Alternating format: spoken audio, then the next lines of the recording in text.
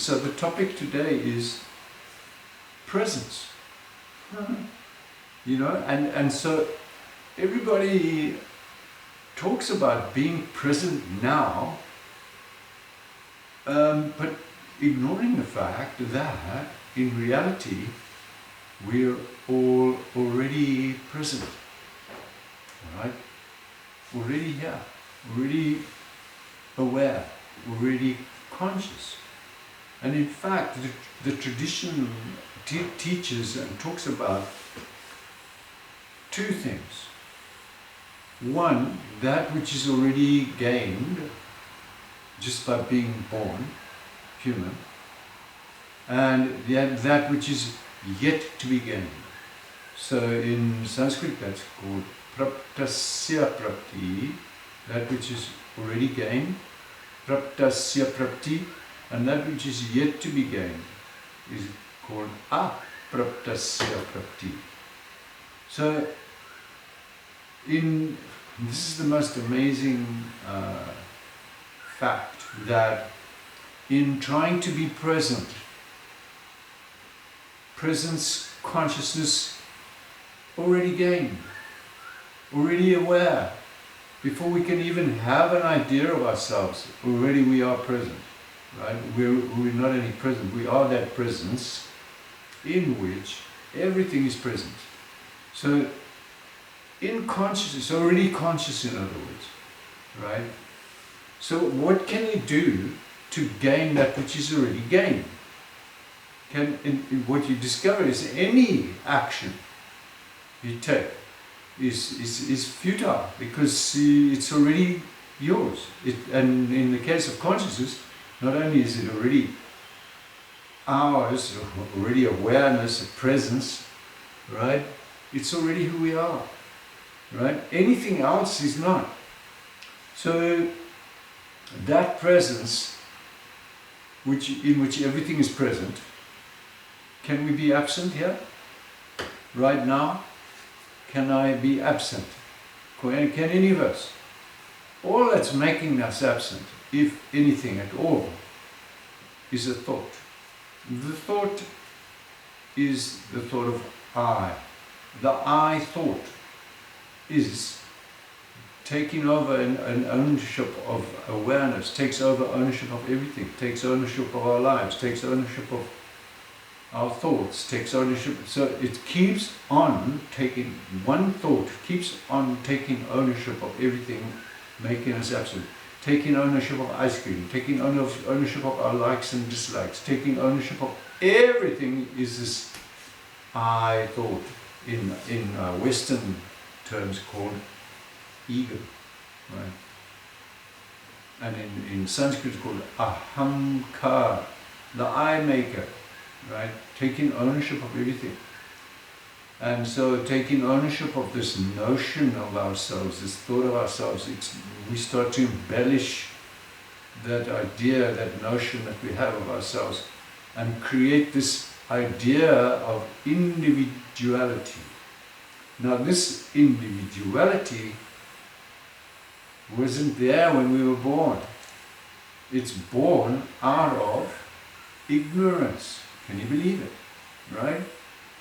Knowing that we exist, but not knowing what is existing or what existence means, we create all our own ideas, projecting our ideas onto consciousness, right? And then what comes along?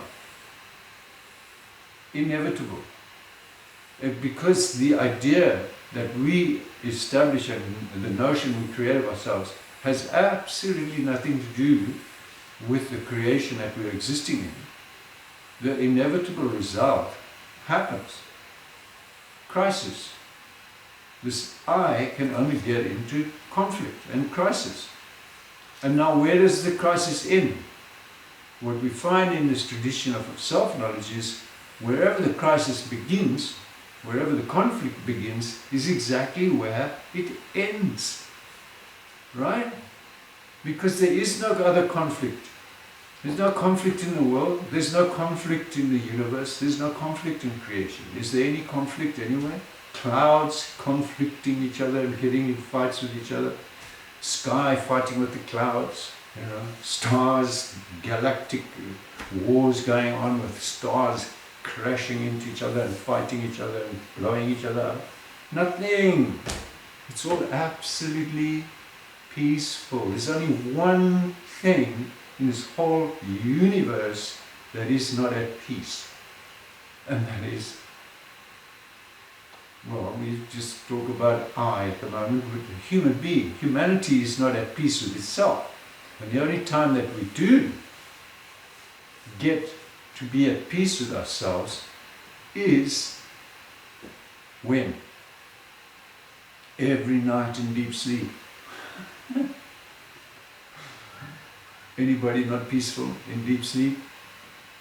Absolutely peaceful. Incredible. Why?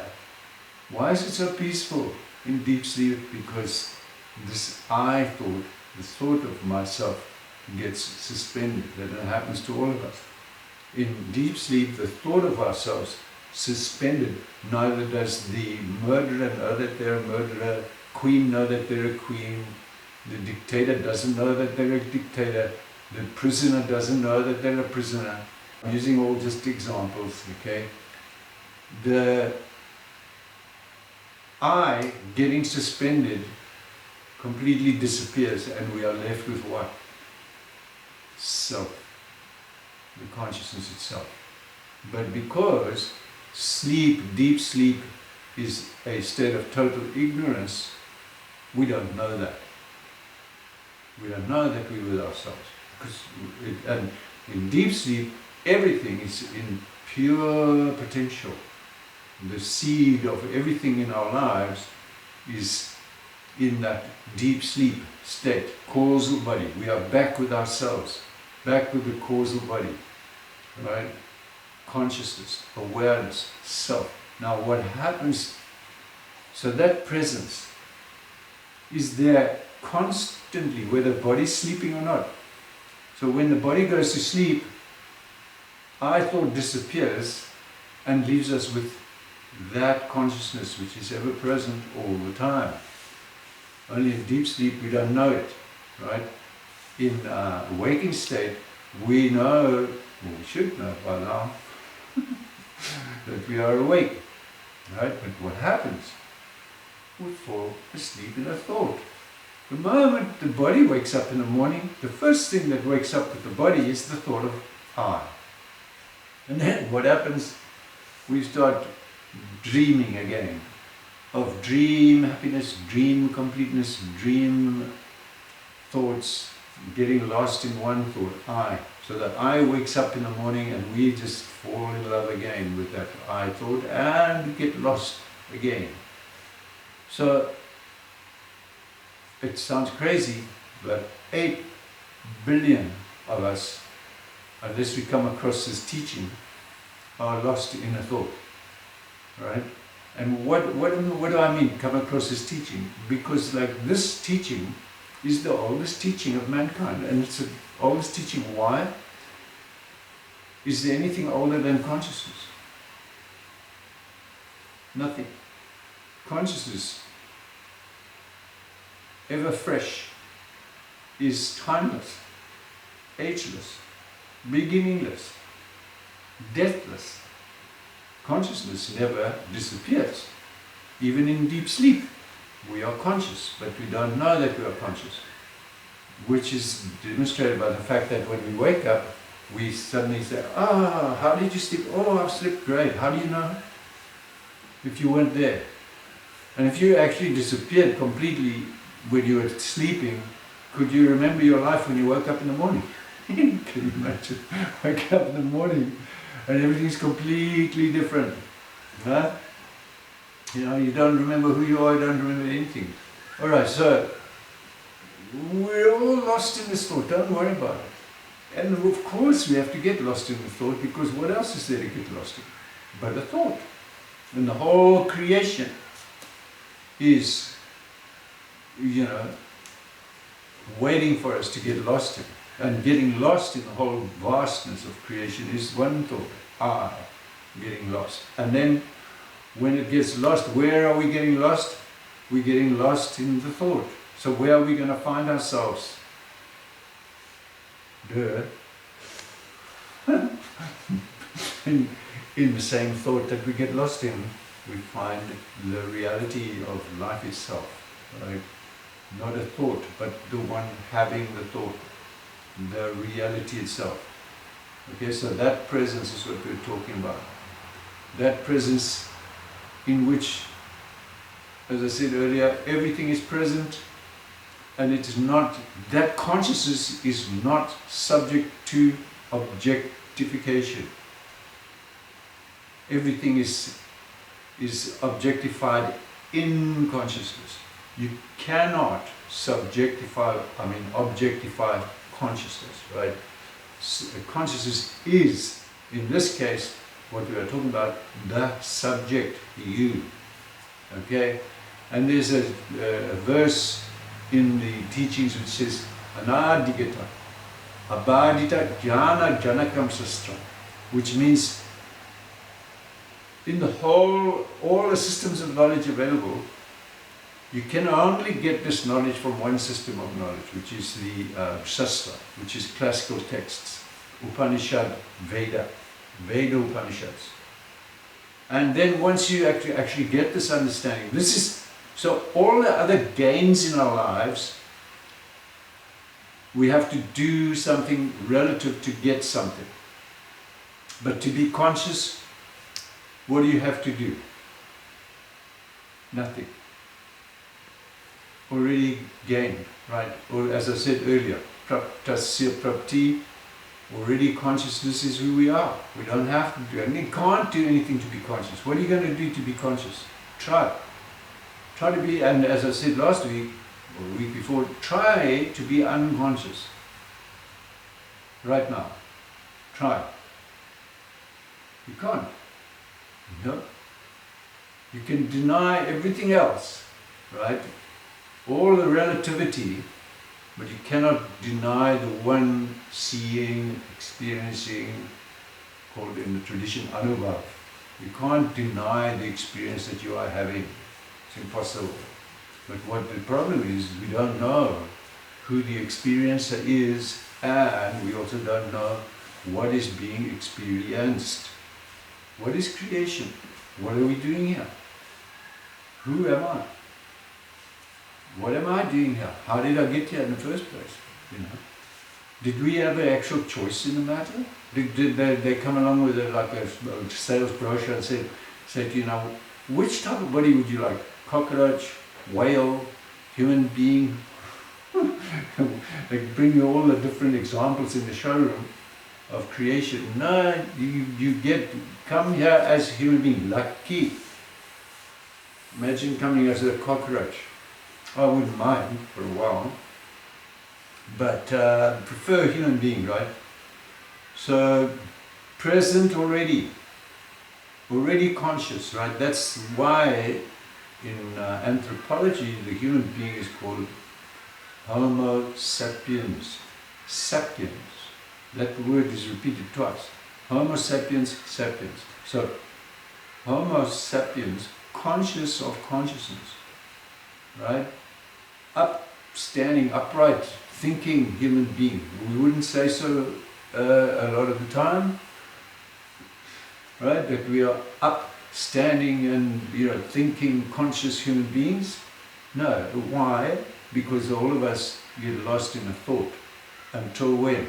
Until we are no longer lost in a thought. And how does that happen? I was talking this morning to somebody and was saying, how do you sell us a directionless direction, a destinationless destination, a journeyless destination? How? You can't sell self, because self is already who we are. The only thing is, we don't know it. So the next gain, so having gained consciousness already, alright, and then getting educated and all these things, that we gain all the relative things, relative to consciousness, relative to self, But then what happens then?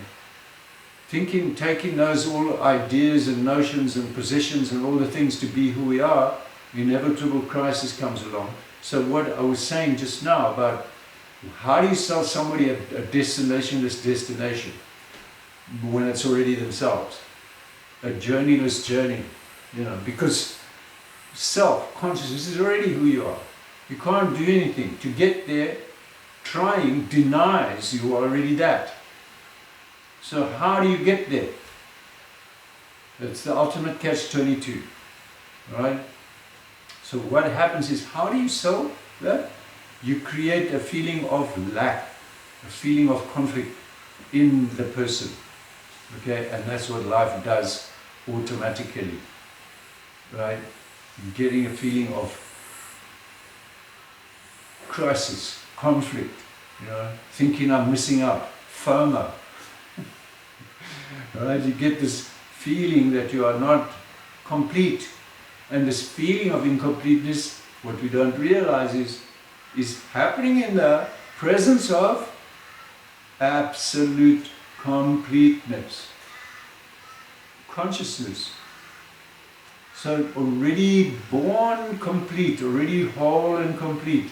There's nothing that we can do action-wise to gain that completeness, other than gain the knowledge.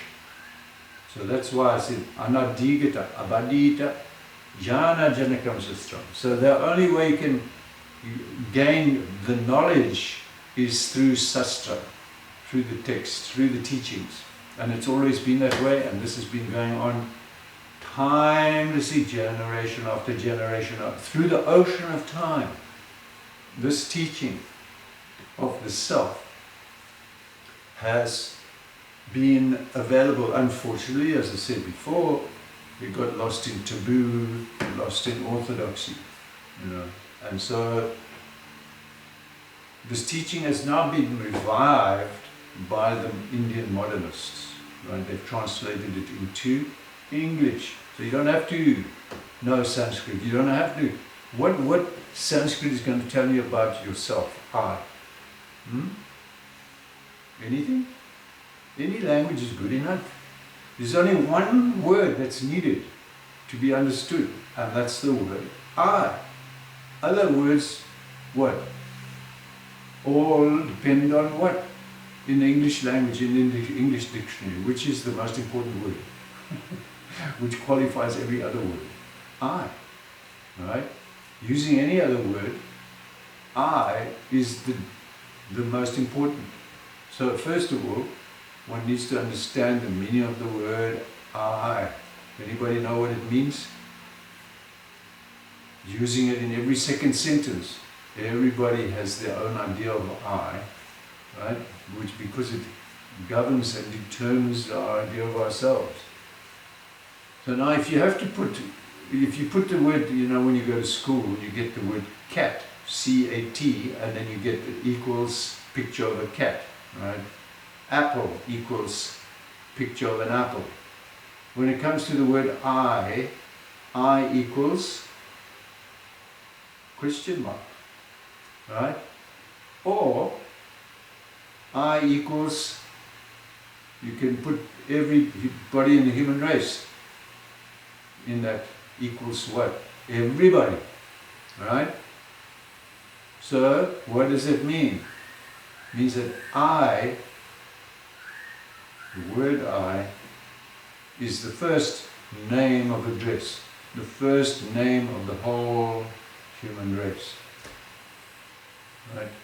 But what we don't get is, first you are conscious, no, yes, good, okay. And then comes the word I am conscious, right? And then comes everything related to I, okay? Now what happens in life?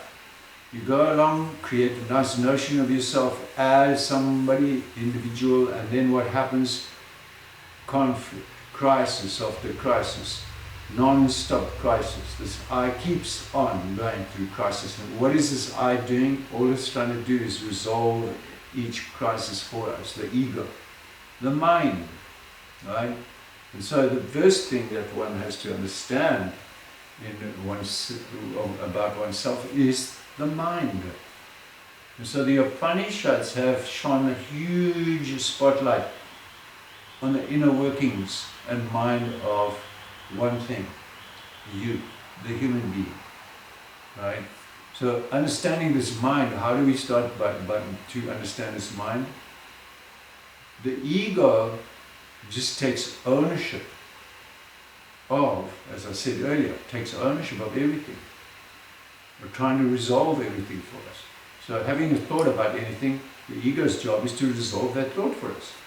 So now having the thought about I, what is the ego's job? It has to resolve the thought for us. Right? So it's the same with everything. On a relative level, if I'm having a thought about something that I see in the sky, like an object flying in the sky, the mind, seeing the object, so consciousness, seeing the object through the eyes, hearing a sound, whatever, doesn't know what it's experiencing. Okay? So that's the first thought we have. Doubt, not knowing. Right? Then the next thought we have is, do I know this? So intellect comes in. And then comes memory. Do I have a memory of this sound, what object I'm seeing? If there's no memory of the object because I haven't experienced it before, or there's no sound to go along or anything like that, I haven't experienced it before, then intellect comes back and says, no, we've got no recollection of this particular experience, right? So what's happening in all this is ego is owning up the doubt, the not knowing, owning up the lack of memory. I don't know what I'm experiencing, right? Until someone comes along and says, or you figure it out and say, oh, it's an aeroplane. Then the ego comes along and says, ah, hero, it's an aeroplane, right? It comes to any thought you have it, right? The ego, first of all, not knowing what I'm experiencing, then comes the doubt, so it comes doubt, then comes, no, I've got no memory here of this particular thing in the world or experience, and then ego owns up the doubt, the not knowing, and cannot resolve it until such time as somebody comes along and names it for us. Aeroplane. Right? If we've never experienced aeroplane before, knowledge takes place when the object and the thought meet, when they get named. Aeroplane. That's when knowledge takes place. So now, take that out and go to yourself. Experiencing oneself 24/7, 365 days a year. Any idea what we are experiencing? And in what? What is our relationship with creation? What are we doing here? Nothing in the experience tells us. Just seeing the airplane or object in the sky, nothing in the experience is telling me anything about what I'm experiencing. Same with ourselves. Experiencing myself 24/7, 365, nothing in the experience is telling me what I'm experiencing, nor is it telling me anything about the nature of the experience, myself. And it never will. Why? Because experience doesn't know. Experience is blind, dumb, right? And how long have we been experiencing this existence in our personal lives? As long as we've been alive. Nothing in the experience has ever told us what we are experiencing. So, when this I gets into crisis and conflict and confused, right, where do we go? We've got to go to somebody who knows what the meaning of this I is. Because what you find is, where does this word I arise? Where does it come from? it comes from one's existence in creation, right? So as a result of being born, this I is born, right?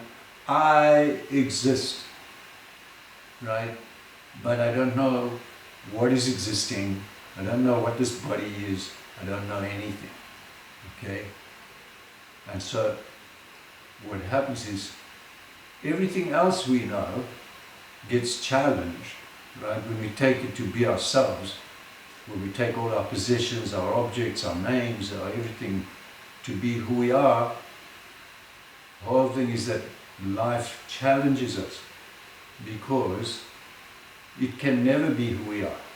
We can only be the one owning the possessions, owning the names, owning everything. Does anybody know who the owner is? Who owns all this stuff, right? Until we know who owns all of this, what happens is everything owns us. Starting with the thought of ourselves. We have no control whatsoever until such time as this I gets in crisis, and that's the most sacred, most holy point in every human being's life. And if they're lucky, they find the teachings like I did, or like we did, and these teachings of self-knowledge solve the problem. And how many problems are there? There's only one thing causing a problem, and that is our ignorance of I. So let's just finish off with a meditation, a little contemplation, and this is close our eyes. Closing the eyes, please, doesn't mark the beginning of presence. Already present. All that's making us absent, as though unaware, is the thought. The thought of ourselves is all that's making us absent. Until that thought is resolved,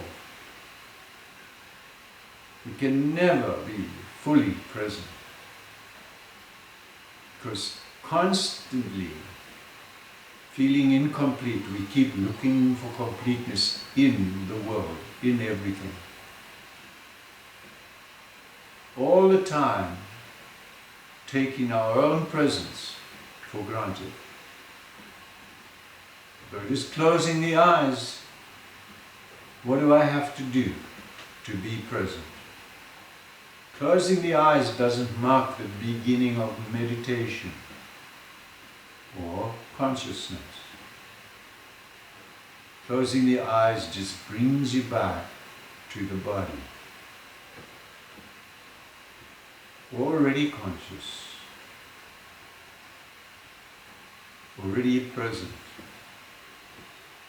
is nothing but the truth, self, awareness, consciousness, for which you don't have to do anything.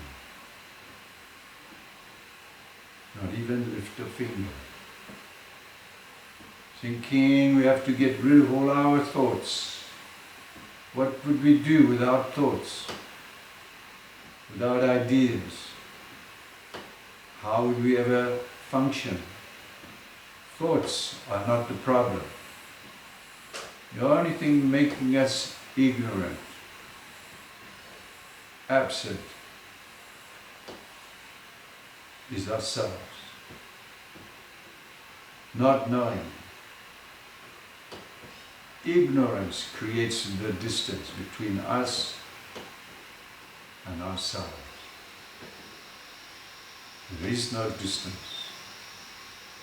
other than the distance we create through ignorance. Nobody's to blame. The I thought, the word I, whole universe, creation, is absolutely innocent. We've taken a thought to be real and to be ourselves, not realizing to be ourselves is absolutely effortless, easier than the easiest, closer than the closest. Now just listening to the sounds around you. Become aware of the silence between the sounds. Underneath the sounds is nothing but silence.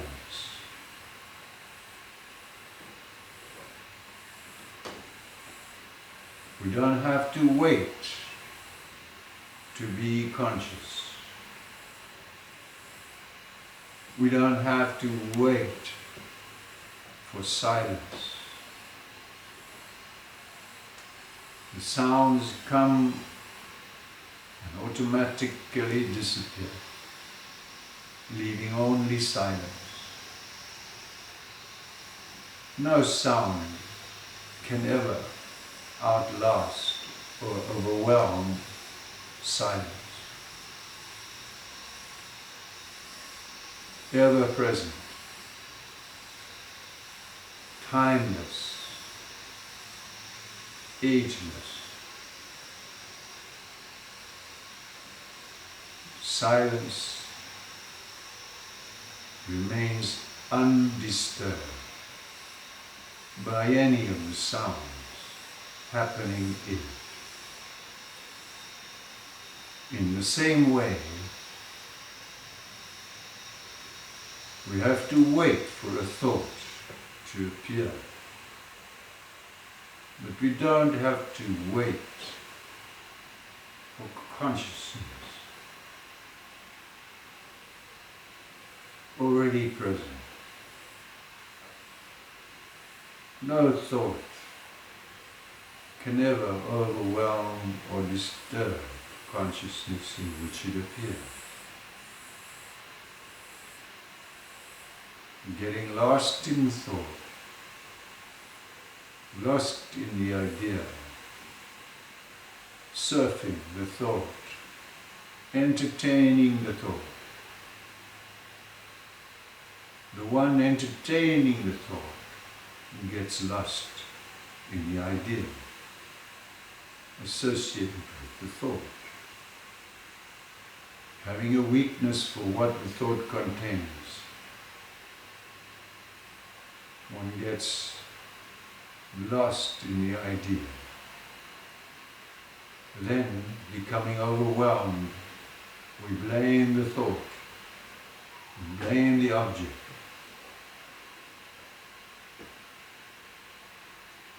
Meanwhile, all the time, consciousness, like silence, never gets disturbed. Self, ever present, in which all the thoughts are taking place, never gets overwhelmed. Getting overwhelmed is just one thought. I. Thinking I am the thought. Everything challenges me because it cannot be the truth. Already the truth. Already gained. Conscious already, present already is the completeness that you already are, with and without anything. Changeless in all the changes. timeless, ageless, still, permanent, always present. Be that changeless stillness that you already are, effortlessly.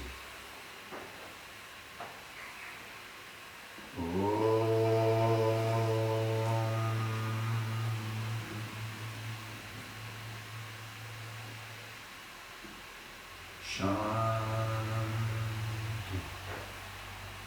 Shanti, Shanti.